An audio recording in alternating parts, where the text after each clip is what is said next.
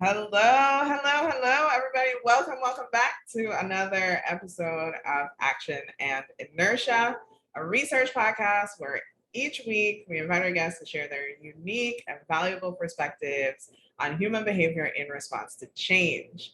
Today, we are so excited to have Nethania with us. Nethania, please introduce yourself to everybody. Let us know who you are, what you're passionate about, and where your subject matter expertise lies. Hi. So, like Kimberly said, my name is Nethania. So professional and like for my professional life, I am a program specialist.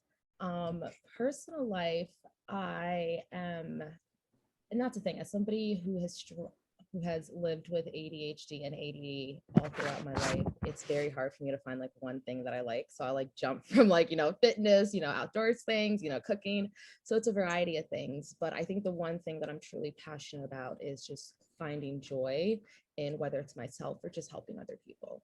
I think, and it's weird, I think it's not even like, sometimes I'll think like, oh, it's like a people pleasing mindset, and it's not that. It's just seeing somebody else happy really makes me happy, which is weird. I don't want to say it's weird, but it's comforting. My expertise, I am a dog mama, so I know a couple of things about dogs, but I guess I would say I'm an expert in, you know being myself, I think. Oh, yeah. And finding myself. I think I am crazy and I'm a lot, but that also has benefits to it. Yeah. Yeah. Fantastic. Welcome again. So just to reiterate the goals of the podcast, twofold. First, we want to inspire at least one person to actively lean into change. And second, we want to create a community and a database of information that we're gathering from these conversations so folks can be empowered as they're moving through their changes in their life by coming to this community, coming to this information, and being able to kind of find a reflection for themselves. So, without further ado, I'm going to jump right into the questions. So, question number one, Nethania, is in the face of change, what motivates a person to choose action and or inertia? Okay. Really good one. And I thought of a couple of different things for both sides. For both, sorry. Oh, and everyone, that's Jasper. He's also on the show today. Yeah, so I thought about different things for both of them. I think, and when I was looking at both of the lists, the one thing that I came down to is trauma. And I think we all experience trauma on various different levels. And I think, me personally, in the past, when I used to go the inertia route, I referenced my trauma as a fear, because I was as a fear, and just the comfortability of me knowing what would happen if I do this again, because I've already done it. But then now when you think about what motivates somebody to pick action, now I'm at a point in my life where, yes, I'm aware that I have trauma, but I'm using this trauma as a strength base. I'm not going to let this trauma hold me back from achieving what I want to achieve, or meeting people, or just putting myself out there. And that's the thing, I think, picking this, still a new journey for me, but when you go the action route, it's very fearful, because it's the unknown. You're not the unknown of knowing what's going to happen next, or what could happen, or what might happen. And just stepping back and realizing that, you going this route, it's nothing. It's not even that it's nothing, but can you hear that? Good old city life.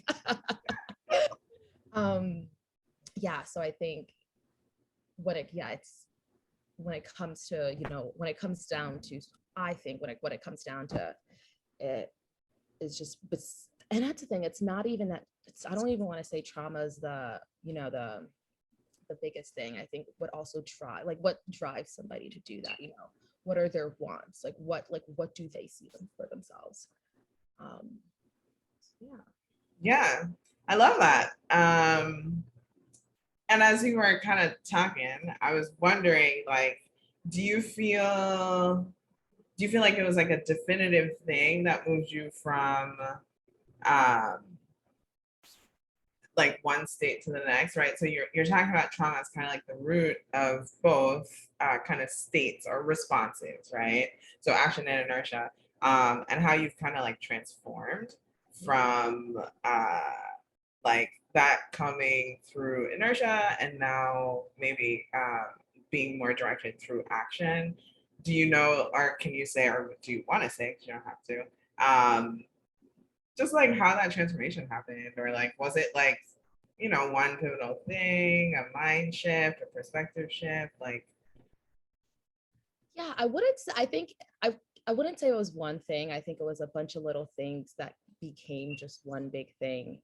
And that one big thing like opened up my self-awareness, and it allowed me to, okay, look at everything from, I don't want to say from different viewpoints, but from different lenses. And Yeah. at like, okay, like if I go this route, this is what's going to happen. And if I do this, this is what's going to happen. It's I think the toughest decision is just choosing what was best for me at that time, and not really knowing what was best for me. Right. Even without knowing the result. Because inertia, Nethania would think, okay, like if I continue to spiral and just self-sabotage, then like I know it's going to swing one way. But like if I stop that and I open and I provide open communication and healthy communication, it's just like the fear of not knowing how it's going to end. Mm-hmm. I don't know. Yes. I feel that. I think that I can relate to that myself, because I think like my trauma lends itself to like wanting to like be in control. And often like, like you said, with ambiguity, like you don't have that comfort, or that's probably not the right word I'm looking for, but right, like you kind of have to, let go, like you really have to, like, I think for me, I learned to lean into just like trust, like trusting myself, trusting other people, trusting like the flow of life, trusting like the universe, trusting God, right? And just being like, you know what, like I don't know what's gonna happen, but I trust that I'm gonna be good. Like I trust that I got this. Like I trust myself to manage whatever outcome, there is. So yeah, I definitely can relate to that. And that's the thing. I think you bringing up trust, I was like, yeah, like spot on, because I think that's just something that's so fragile, but also so eye-opening, because like you've mentioned, like if you allow yourself to trust the universe or whoever you believe in, you're opening so many doors for an endless of opportunities. And it's like I'm thinking back to now and like past Nethania, it's the lack of trust and the lack of fear and just like a lack of, and that's the thing, it's also the lack of trust with, I feel like the lack of trust within yourself is what could push somebody to move from inertia to action, because it's just like, okay, if I trust myself, then I trust that if I take this action plan, then things are all going to go well. Yeah. It's like assume positive outcomes, which is hard to do as a human being, but we can try. I love that. So okay, so rolling right into the second question, which is which choice do you think lends itself to holistic wellness? And holistic wellness in terms of looking at, yourself and your life as like a complete system. Yeah. Action, 100%. 1,000%. And I say that just because I want to say, I'm very thankful that 2020 happened, because I want to say up until 2020, I lived my life in inertia. I found myself constantly self-sabotaging, putting my trauma and all my fears. We both got pet visitors. In the past, I would put my traumas, I put my comfortability with being hurt on the pedestal. And I think looking back, after a lot of years of therapy and, all that stuff, I've hard work. Yeah, hard work. I noticed that, these past 2 years, like, yeah, things have still happened, but I think if I stayed in the inertia mindset that I did, I wouldn't be where I'm at. Yeah. And it's hard. It's very hard to put action first, especially as a minority, especially as an immigrant, and having immigrant parents who don't understand, Yeah. you know, and it's not even that. And I hate to say that, and I hate to say that, like, not every, that like immigrant parents don't choose action. I think more specifically just for my parents growing up in a household that, their defense mechanism, not even their defense mechanism was to,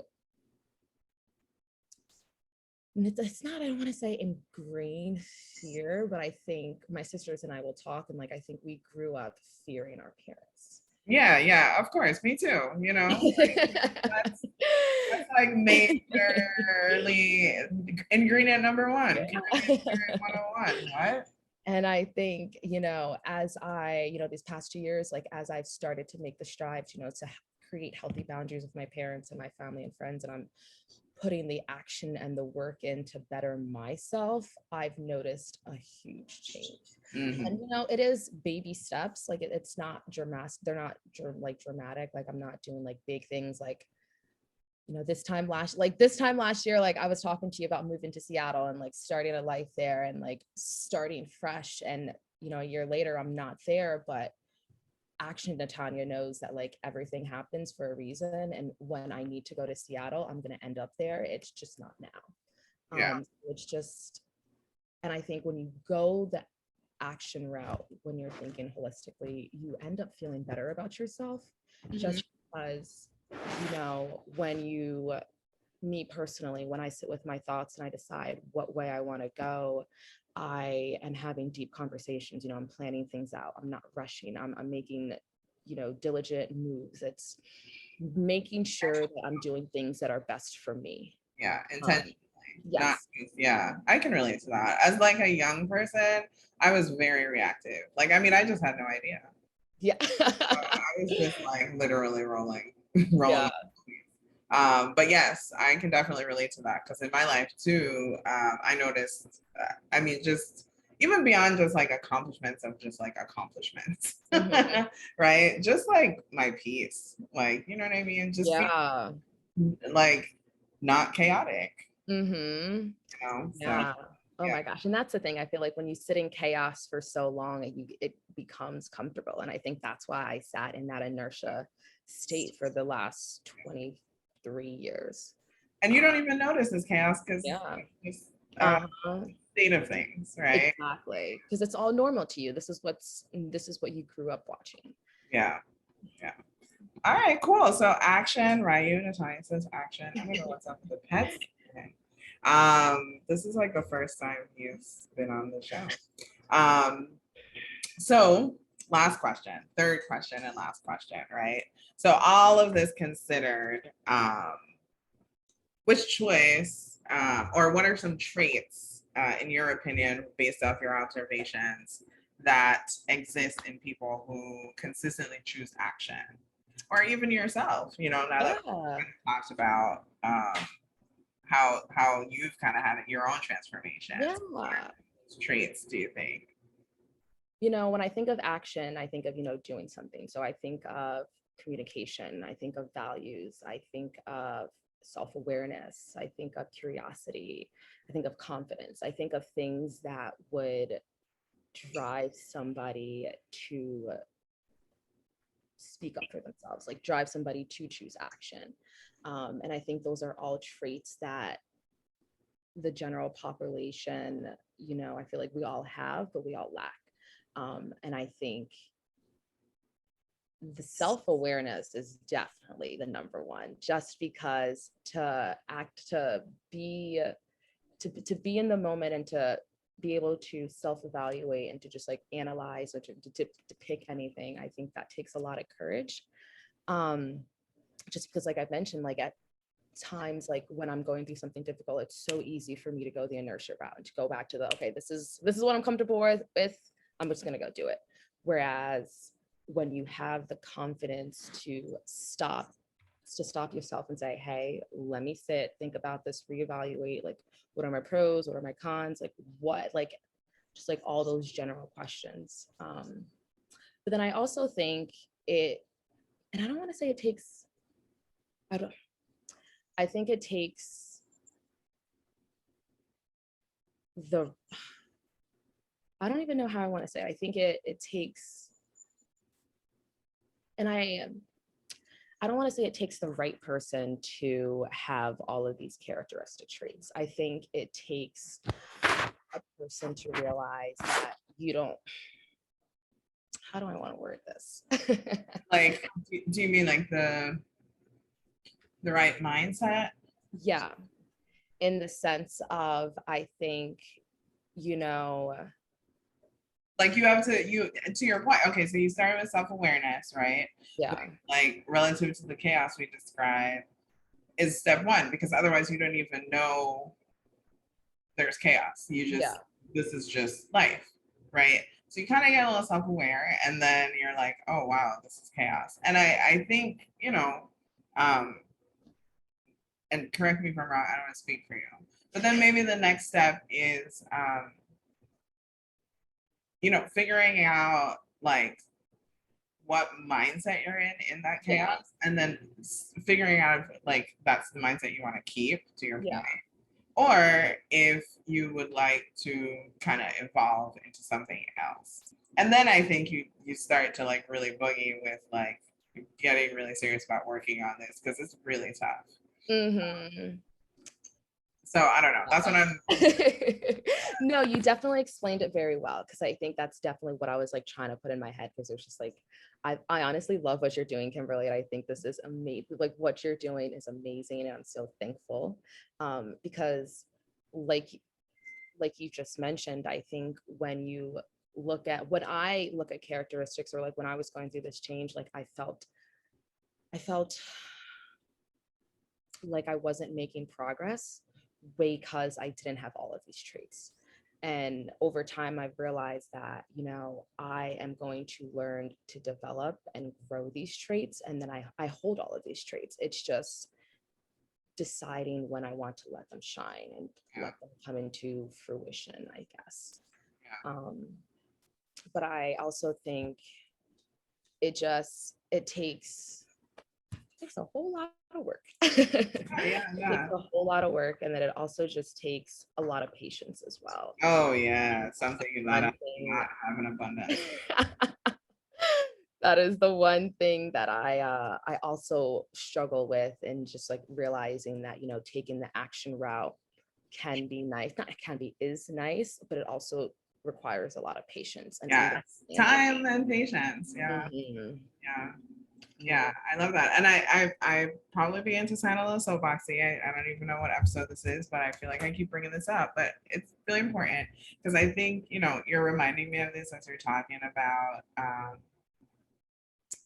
your last comment about like action and patience. And I think it's so important to um, always realize that like grace is a huge ingredient in any part of the spectrum that you're on. So, a huge ingredient, not for action or inertia, but just for like having a human experience and Yeah. living, and having grace for yourself, first and foremost, and for everybody else too. But I feel like we usually tend to muster it more for other people than we do for ourselves, And then secondly, that like, I love how you phrase that like everybody has all of these traits in them. I think that's such a big hope for me, in terms of like having these conversations. Really, like, the first goal of the podcast is to inspire at least one person to lean into change. And I think it's important to highlight that this is like training, right? Like, oh my gosh, you're Nethania Fits, right? So you know what I mean, right? You don't just like wake up and decide you want gains and you have gains, or like you're gonna squat whatever 250, where are you? And you just do it, right? Like you have to start with like very small steps. But the beauty of that is that every single one of those small accomplishments, not only adds up to the huge accomplishments, but adds to your sense of empowerment. You know what I mean? And I feel like that's such, just kind of tying it all together, how the conversation we're having is rooted in like how trauma informs how you respond to change, whether it's action or inertia. And I know for me, a lot of that had to do with like building that muscle of like, trust, of like believing in myself. And it wasn't by virtue of just like deciding I did it. Right. It was like creating really small opportunities where I could kind of test it out without feeling like I was gonna spontaneously combust. Yeah. And having the courage, like you said, to continue doing that consistently. And then, turning around and realizing, oh wow, like Yeah. there are things being accomplished here. And it feels good, right? And like owning that too. I think that's like so healing. So yeah. Oh yeah. That inner child healing. Gotta love it. They ain't going no way. All right. So is there anything else you want to add? No, you don't have to the conversation, for the people. I guess I would just, whoever's listening, just don't give up. Believe in yourself. There is a light at the end of the tunnel and it is shining. It's pointing at you for a reason. Right. So follow it. Oh, I love that. And then baby steps still move you forward. Hey, so on brand. So on brand. I mean, maybe I didn't have an original idea and I just read it and I was like, yeah, you gotta just take babies. I like saw it online and I was like, okay, this is my hook. Love that. Nethania, thank you so much for coming on and having this conversation with us. Everyone out there, thanks for watching another episode of Action and Inertia. If you like the show and you want to support this research, please follow us on Instagram, subscribe to our YouTube page, hit the notification bell so you'll know when new episodes are out. Tell your friends about it, share, and have these conversations amongst your circles, right? Like your friends and colleagues and family. Take it on the road. Hit us up at actioninertia@gmail.com if you'd like to be a guest on the show, or you just want to give us a shout out. So that's it. Nethania, thanks again for coming. Thank you so much for having me, Kimberly. Bye, everybody.